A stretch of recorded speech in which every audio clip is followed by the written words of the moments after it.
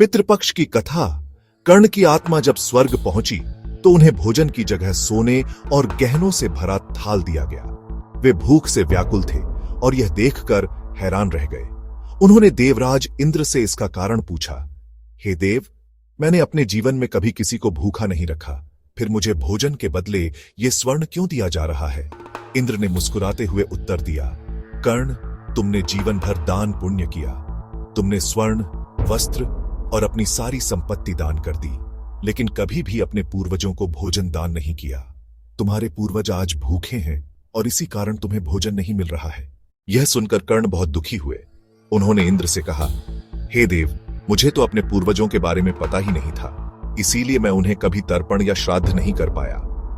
कर्ण की बात सुनकर इंद्रदेव ने उन्हें अपनी गलती सुधारने का एक मौका दिया। उन्होंने कर्ण को 16 दिनों के लिए पृथ्वी पर वापस भेज दिया। पृथ्वी पर आकर कर्ण ने अपने सभी पूर्वजों को याद किया और उनका विधि विधान से श्राद्ध और तर्पण किया। उन्होंने पूर्वजों के नाम पर ब्राह्मणों को भोजन कराया और गरीबों को भी खूब दान दिया। इन 16 दिनों में उन्होंने यह सुनिश्चित किया कि उनके पूर्वजों की आत्मा को शांति मिले।